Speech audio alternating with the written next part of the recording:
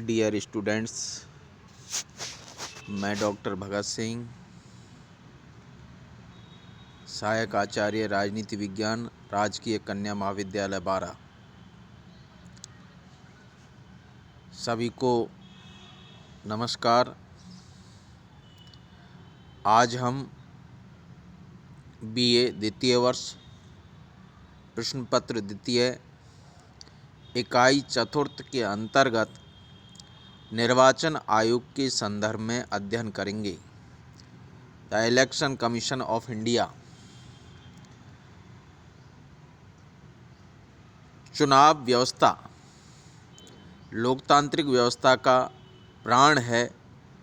प्रत्येक शासन व्यवस्था में किसी न किसी प्रकार की चुनाव प्रक्रिया के महत्व को स्वीकार किया जाता है, किंतु निर्वाचन प्रक्रिया तथा उस प्रक्रिया का संचालन करने वाली मशीनरी लोकतांत्रिक व्यवस्था का बुनियादी आधार है।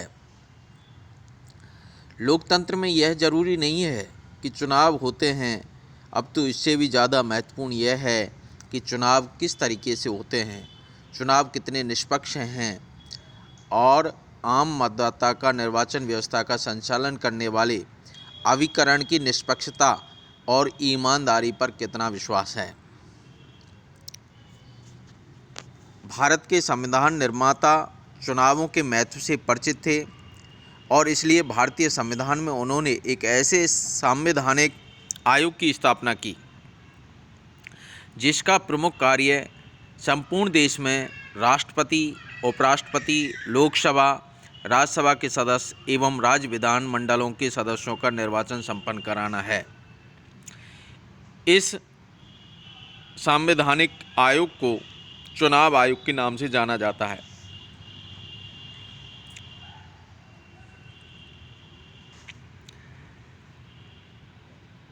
निर्वाचन तंत्र के महत्व पर प्रकाश डालते हुए संविधान निर्मात्री सभा में पंडित हृदयनाथ कुंजरू ने कहा था, अगर निर्वाचन तंत्र दोषपूर्ण है या निष्पक्ष नहीं है या गैर ईमानदार लोगों द्वारा संचालित होता है तो लोकतंत्र अपने उद्भव स्थान में ही डगमगा जाएगा। ये कोटेशन, ये परिभाषा आप याद रखें, किसका कथन है? पंडित हृदयनाथ कुंजरू का।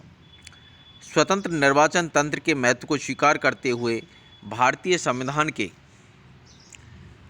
भाग 15 में अनुच्छेद 324 से लेकर के 329 में निर्वाचन तंत्र से संबंधित प्रावधान किए गए हैं। भारत में निर्वाचन आयोग संरचना एवं संगठन। सबसे पहले हमें ये जानना जरूरी है कि भारत का निर्वाचन आयोग एक संवैधानिक निकाय है, संवैधानिक आयोग है। संवैधानिक आयोग उन्हें कहते हैं जिनका प्रावधान संविधान के अनुच्छेदों में निहित होता है, और गैर संवैधानिक जिनका उल्लेख संविधान में नहीं होता है वो किसी संसद के अध्यादेश या कानून के द्वारा निर्मित किए जाते हैं, वो गैर संवैधानिक निकाय कहलाते हैं। जैसे भारत का निर्वाचन आयोग एक संवैधानिक निकाय है, तो योजना आयोग, जिसे अब नीति आयोग कहा जाता है, वो गैर संवैधानिक निकाय है।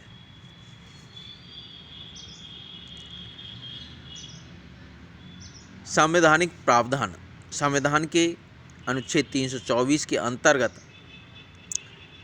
निर्वाचनों का निरीक्षण, निर्देशन और नियंत्रण करने के लिए निर्वाचन आयोग की स्थापना की गई है। निर्वाचन आयोग में एक मुख्य निर्वाचन आयुक्त तथा उतनी संख्या में निर्वाचन आयुक्त होंगे जितने की राष्ट्रपति समय समय पर मनोनीत करे। मुख्य निर्वाचन आयुक्त तथा अन्य निर्वाचन आयुक्तों की नियुक्ति संसद द्वारा निर्मित किसी विधि के अधीन रहते हुए राष्ट्रपति द्वारा की जाती है। राष्ट्रपति निर्वाचन आयोग से परामर्श करके आयोग की सहायता के लिए ऐसे प्रादेशिक आयुक्तों की नियुक्ति कर सकता है जैसा कि आवश्यक समझे। निर्वाचन आयुक्तों और प्रादेशिक आयुक्तों की सेवा की शर्तें और पदावधियां ऐसी होंगी जो कि राष्ट्रपति नियम द्वारा निर्धारित करे। मुख्य चुनाव आयुक्त का कार्यकाल 6 वर्ष या 65 वर्ष की आयु जो भी पहले हो तक होगा। ये कार्यकाल विशेष रूप से आपको याद रहना चाहिए कि मुख्य चुनाव आयुक्त का कार्यकाल 6 वर्ष या 65 वर्ष, यानी उम्र 65 वर्ष से ज़्यादा नहीं होनी चाहिए और न्यूनतम कार्यकाल 6 वर्ष से कम नहीं रहना चाहिए। जो भी इसमें पहले होगा तक होगा। अन्य चुनाव आयुक्तों का कार्यकाल 6 वर्ष या 62 वर्ष की आयु, जो भी पहले हो तक होगा। अक्टूबर 1993 से मुख्य चुनाव आयुक्त तथा अन्य चुनाव आयुक्तों को सर्वोच्च न्यायालय के न्यायाधीश के बराबर वेतन तथा भत्ते प्राप्त होंगे। इन चुनाव आयुक्तों की नियुक्ति के बाद उनके कार्यकाल, वेतन तथा अन्य सेवा शर्तों में उनके हितों के विरुद्ध कोई परिवर्तन नहीं किया जा सकेगा। मुख्य निर्वाचन आयुक्त अपने पद से उन्हीं कारणों पर और उन्हीं रीतियों से हटाया जाएगा जिन कारणों और रीतियों से सर्वोच्च न्यायालय का न्यायाधीश हटाया जा सकता है। अर्थात सिद्ध कदाचार या असमर्थता के आधार पर राष्ट्रपति के आदेश द्वारा मुख्य निर्वाचन आयुक्त को अपने पद से हटाया जा सकता है। किस आधार पर? कदाचार या असमर्थता के आधार पर। किसके द्वारा? राष्ट्रपति द्वारा। इस प्रकार के महाभियोग की कार्यविधि निश्चित करने का अधिकार संसद को प्राप्त है। कार्यविधि चाहे जो हो, लेकिन संसद के दोनों सदनों को अलग अलग अपने कुल सदस्यों की संख्या के बहुमत और उपस्थित तथा मतदान करने वाले सदस्यों के 2/3 मत से प्रस्ताव पारित करना होगा और वह प्रस्ताव राष्ट्रपति को भेजा जाएगा। उसके बाद राष्ट्रपति मुख्य निर्वाचन आयुक्त की पदच्युति का आदेश जारी करेंगे। निर्वाचन आयोग की स्थापना 25 जनवरी 1950 को की गई थी और भारत के प्रथम मुख्य निर्वाचन आयुक्त सुकुमार सेन थे।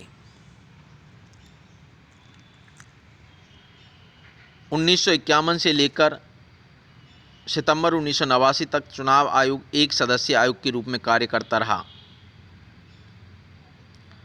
पहली बार नवी लोकसभा के चुनाव के ठीक पहले अक्टूबर 89 में 2 अन्य चुनाव आयुक्तों की नियुक्ति कर चुनाव आयोग को 3 सदस्यीय आयोग बनाया गया, लेकिन लोकसभा चुनाव के बाद वीपी सिंह सरकार का गठन हुआ तथा 2 जनवरी 1990 को राष्ट्रपति ने अक्टूबर 89 में नियुक्त किए गए 2 चुनाव आयुक्तों की नियुक्तियां रद्द कर दी गईं। इस प्रकार चुनाव आयोग पुनः एक सदस्यीय हो गया। दूसरी बार 1 अक्टूबर 1993 को राष्ट्रपति ने अध्यादेश जारी कर BG कृष्णामूर्ति और MS गिल को चुनाव आयुक्त नियुक्त किया। 1996 में सेशन की सेवानिवृत्ति के बाद भी 3 सदस्यीय आयोग की स्थिति बनी हुई है।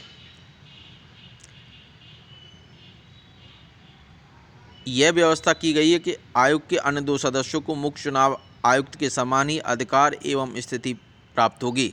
सदस्यों के बीच मतभेद की स्थिति में यह 3 सदस्यीय आयोग बहुमत से निर्णय लेगा तथा बहुमत निर्णय ही मान्य होगा। वर्तमान में सुनील अरोड़ा भारत के मुख्य निर्वाचन आयुक्त हैं और राजीव कुमार और सुशील चंद्र 2 अन्य चुनाव आयुक्त वर्तमान में भारत के मुख्य निर्वाचन आयुक्त के अलावा 2 निर्वाचन आयुक्त हैं, चुनाव आयुक्त हैं। चुनाव आयोग के कार्य या भूमिका, ये हमें इसके पॉइंट्स विशेष रूप से याद रखने चाहिए। जो महत्वपूर्ण बिंदु हैं 7 पॉइंट आपको विशेष रूप से याद रहने चाहिए कि चुनाव आयोग के प्रमुख कार्य क्या हैं। आप उसको समझ करके विस्तार तो कर सकते हैं, लेकिन आपके दिमाग में, मस्तिष्क में पॉइंट ज़रूर होना चाहिए। तो आप पॉइंटों को क्रम से याद करें। चुनाव से संबंधित समस्त व्यवस्था करना चुनाव आयोग का कार्य है। उसके प्रमुख कार्य निम्नलिखित हैं। चुनाव क्षेत्रों का परिसीमन या सीमांकन। चुनाव आयोग का सर्वप्रथम कार्य चुनाव क्षेत्रों का सीमांकन होता है। प्रथम आम चुनाव में निर्वाचन क्षेत्रों का सीमांकन जनप्रतिनिधित्व अधिनियम 1950 के अंतर्गत राष्ट्रपति द्वारा जारी किए गए आदेश के आधार पर किया गया था, लेकिन यह व्यवस्था संतोषजनक नहीं पाई गई। अतः संसद ने परिसीमन आयोग अधिनियम 1952 पारित किया। इस अधिनियम में यह प्रावधान है कि 10 वर्ष बाद होने वाली प्रत्येक जनगणना के उपरांत निर्वाचन क्षेत्रों का सीमांकन किया जाना चाहिए। मुख्य चुनाव आयुक्त इस परिसीमन आयोग का अध्यक्ष होता है और इसके अतिरिक्त इनमें सर्वोच्च न्यायालय तथा उच्च न्यायालयों के 2 अवकाश प्राप्त न्यायाधीश होते हैं। आयोग की सहायता के लिए प्रत्येक राज्य से 2 से लेकर 7 तक सहायक सदस्यों का प्रावधान है। ये सहायक सदस्य संबद्ध राज्य से लोकसभा अथवा राज्य विधानसभाओं के लिए निर्वाचित सदस्यों में से चुने जाते हैं। जनता के द्वारा व्यक्तिगत अथवा संगठित रूप से आयोग के सम्मुख सुझाव या आपत्ति प्रस्तुत की जा सकती हैं, जिन पर खुली बैठकों में विचार आवश्यक माना गया। इसके उपरांत ही आयोग सीमांकन आदेश की घोषणा करता है, जो अंतिम होता है तथा जिसके विरुद्ध किसी भी न्यायालय में अपील नहीं की जा सकती। परिसीमन आयोग की यह समस्त व्यवस्था गैरीमैंडरिंग जैसी बुराइयों को सीमित करने के लिए की गई है। गैरीमैंडरिंग ये संयुक्त राज्य अमेरिका में जो परिसीमन का तरीका है, जो सीमांकन का, चुनाव क्षेत्रों का जो सीमांकन का तरीका है, वो गैरीमैंडरिंग होता है, जिसमें जो सत्ताधारी दल है वो अपने हिसाब से निर्वाचन क्षेत्रों का सीमांकन करता है, जिससे उसके दल के कैंडिडेट उम्मीदवार ज़्यादा से ज़्यादा जीत कर आएँ। भारत में इस व्यवस्था को दूर करने के लिए ये जो व्यवस्था है, जो निष्पक्ष और पूरी तरह से पारदर्शी होती है, इसके लिए इसका प्रावधान किया गया है कि जिसमें विभिन्न जो सदस्य होते हैं, जिसमें मुख्य निर्वाचन आयुक्त, सर्वोच्च न्यायालय के न्यायाधीश, जिसके माध्यम से निष्पक्ष चुनाव क्षेत्रों का परिसीमन करने का प्रयास किया गया है। मतदाता सूचियां तैयार करना। चुनाव आयोग के द्वारा लोकसभा या विधानसभा के प्रत्येक चुनाव या मध्यावधि चुनाव के पूर्व मतदाता सूचियां तैयार करवाई जाती हैं और इस कार्य के संपन्न होने पर ही चुनाव होते हैं। मतदाता सूची तैयार करने का कार्य इस उद्देश्य से किया जाता है कि कोई भी ऐसा व्यक्ति मताधिकार से वंचित नहीं रहे जो मताधिकार की योग्यता रखता है। विभिन्न राजनीतिक दलों को मान्यता प्रदान करना। चुनाव आयोग का एक महत्वपूर्ण कार्य विभिन्न राजनीतिक दलों को मान्यता प्रदान करना है। इस संबंध में आयोग के द्वारा कोई आधार निश्चित नहीं किया जा सकता है। चुनाव आयोग द्वारा मान्यता प्रदान किए जाने के आधार में समय समय पर परिवर्तन किए जा सकते हैं और किए जाते रहे हैं। वर्तमान नियम के अनुसार राष्ट्रीय दलों के रूप में किसी भी दल को मान्यता तभी प्राप्त हो सकती है जबकि आम चुनाव में उसे कम से कम 4 राज्यों में 6% मत मिले हों। राजनीतिक दलों को आरक्षित चुनाव चिन्ह प्रदान करना। आयोग मान्यता प्राप्त राजनीतिक दलों को आरक्षित चुनाव चिन्ह प्रदान करता है और भारत की पृष्ठभूमि में आयोग का यह कार्य निश्चित रूप से महत्वपूर्ण है। यदि चुनाव चिन्ह के प्रश्न पर 2 राजनीतिक दलों के बीच कोई विवाद उत्पन्न हो जाए तो उस स्थिति में आयोग से अपेक्षा की जाती है कि वह निष्पक्ष और न्यायिक ढंग से विवाद का निपटारा करेगा। इस संबंध में आयोग के निर्णय के विरुद्ध सर्वोच्च न्यायालय में अपील भी की जा सकती है। चुनाव करवाना। चुनाव आयोग का एक महत्वपूर्ण कार्य राष्ट्रपति, उपराष्ट्रपति, संसद और राज्य विधानसभाओं के चुनाव करवाना है।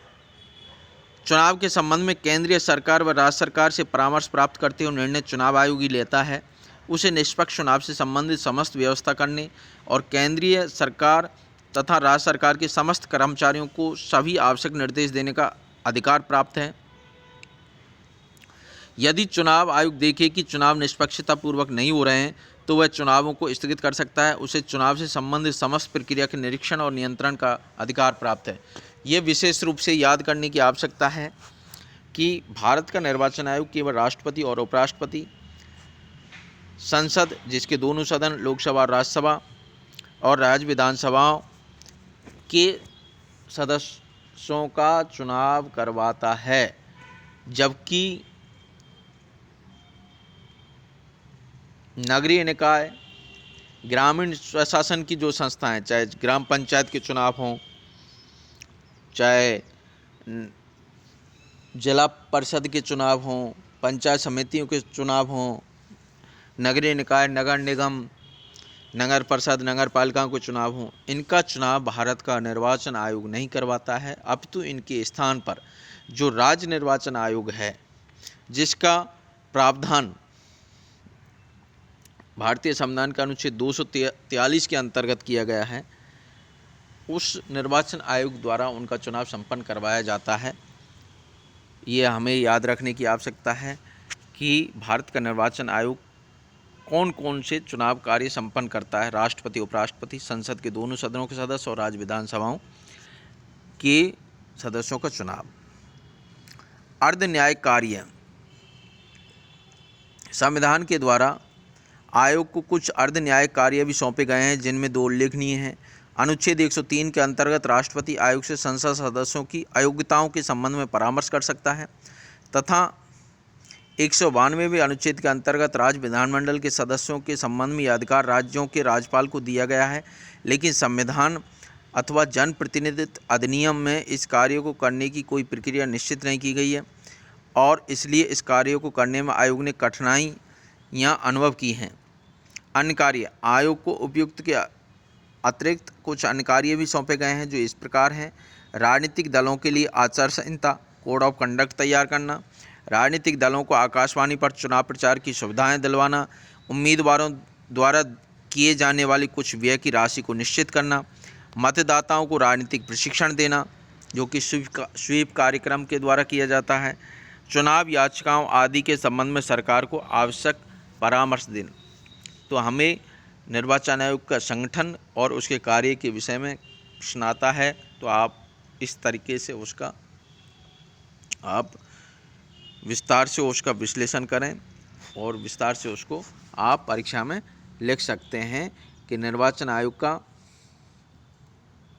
जो संगठन है, संरचना, जिसमें उसकी संवैधानिक स्थिति क्या है और उसकी सदस्य संख्या क्या है, प्रथम निर्वाचन आयुक्त कौन रहे, वर्तमान में कौन हैं, उनका कार्यकाल क्या होता है, उनको पद से कैसे हटाया जा सकता है, और उसके बाद निर्वाचन आयोग या चुनाव आयोग के कार्य क्या हैं, उसमें आप चुनाव क्षेत्रों का परिसीमन, मतदाता सूची तैयार करना, राजनीतिक दलों को मान्यता देना, राजनीतिक दलों को चुनाव चिन्ह आवंटित करना, चुनाव करवाना, अर्ध न्यायिक कार्य, आचार संहिता का पालन करवाना, मतदाताओं को प्रशिक्षण देना इत्यादि कार्य हैं।